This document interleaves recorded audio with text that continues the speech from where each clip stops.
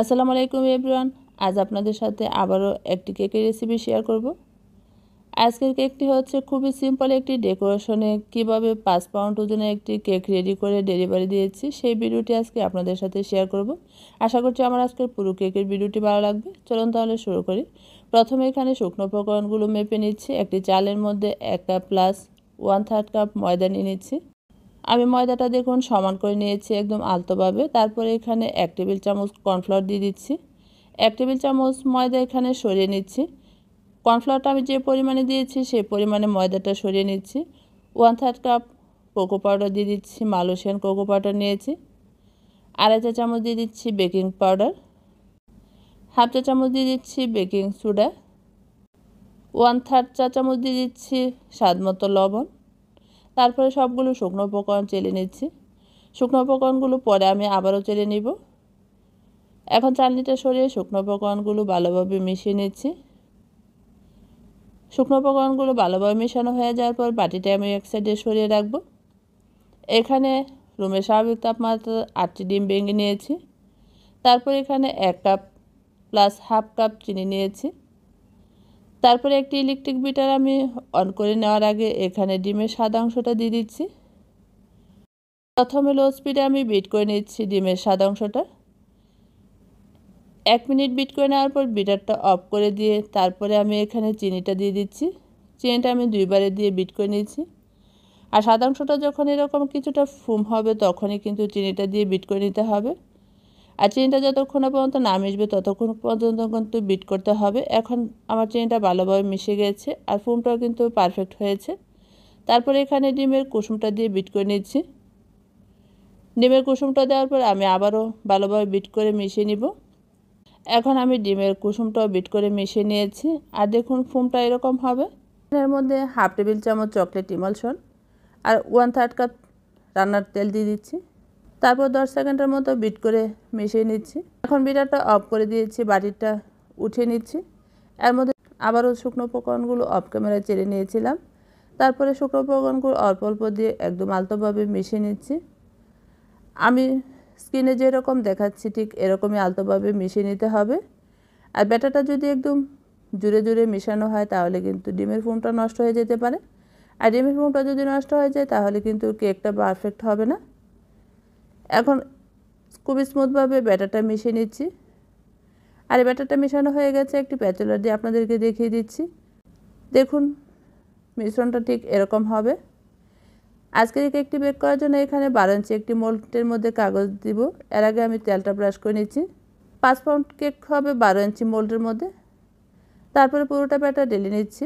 আজকের এই কেকটি আমি চুলায় বেক করব। আর চুলায় কীভাবে বেক করি সেই ভিডিও কিন্তু আমার চ্যানেলে অনেকগুলি আছে।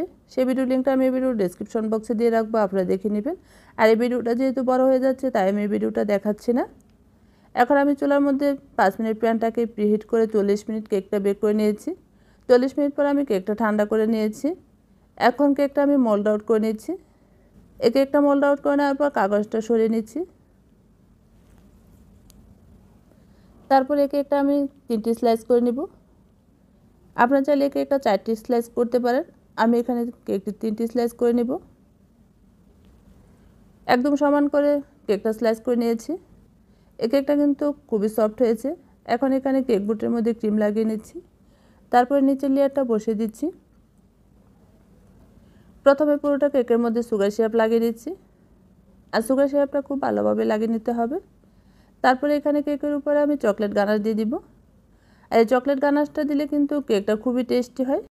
এখন এখানে চকলেট ক্রিম লাগিয়ে সেট করে নিচ্ছি। আর এভাবে করে প্রতিটা লেয়ারের মধ্যে আমি চকলেট গানাশ দিয়ে তারপরে ক্রিমটাকে সেট করব। এভাবে যখন চকলেট কেকটা সেট করা হয় তখন কিন্তু চকলেট কেকটা খুবই টেস্টি হয়। তারপরে এখানে আমি উপরের লেয়ারটা বসিয়ে দিয়েছি। এখন উপরের লেয়ারটা আমি একদম শক্ত অংশটা কেটে সমান করে নিচ্ছি।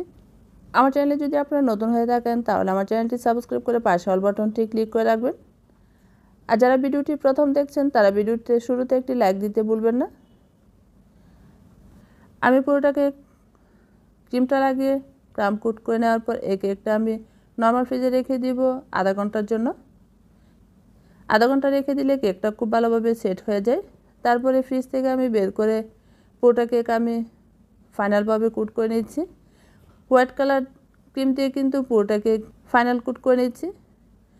আর আমার কাছে যেরকম ডিজাইনটা বলা হয়েছিল সেই রকম ডিজাইনটি আমি কেকের মধ্যে করে নিব। প্রথমে আমি পুরোটা কেক সাদা ক্রিম দিয়ে ফিনিশিং টেনে নিচ্ছি। একটা স্ক্র্যাপারের সাহায্যে পুরোটা কেক যখন ভালোভাবে ফিনিশিং টানা হয়ে যাবে তখনই কেকটা আবারও নর্মাল ফ্রিজে রেখে দিব আধা ঘন্টার জন্য। এখন আমি ছোটো একটি নজলের সাহায্যে নিচে বর্ডারটা দিয়ে দিচ্ছি। আর এই কেকটি কিন্তু একটি ডেলিভারি কেক। যারা চিটাগাং সিটির ভিতরে থাকেন তারা চাইলে আমার কাছে কেক অর্ডার করতে পারেন। এখন অফ ক্যামেরা আমি পুরোটা কেক লিখে নিয়েছি, তারপরে সাইডে 6B নজল দিয়ে ডিজাইন করে নিয়েছি। এখন ডিজাইনের উপরে আমি ছোটো সুগার বল অ্যাড করে দিয়েছি। আর এই কেকটা কিন্তু সিম্পলের মধ্যে দেখতে সামনে থেকে লুকটা কিন্তু খুবই সুন্দর হয়েছে। আর যারা নিয়েছে তারা কিন্তু খুবই প্রশংসা করেছে। এখন এই কেকটা আপনাদেরকে দেখাচ্ছি আমি কীভাবে ডেলিভারি দিই। আমি শক্ত একটি বুট নিয়েছি, তারপরে কেকটা ভালোভাবে ঢুকিয়ে নিয়েছি। এরপরে আমি কেকটা প্যাকেটটা লাগিয়ে নিচ্ছি, উপরে ঢাকনাটা সেট করে দিয়ে। আজকের কেকে কেমন হয়েছে অবশ্যই আমাকে কমেন্ট করে জানাবেন। আবারও দেখা হবে অন্য কোনো নতুন রেসিপি নিয়ে। সে পর্যন্ত সবাই ভালো থাকবেন, সুস্থ থাকবেন। আল্লাহ হাফেজ।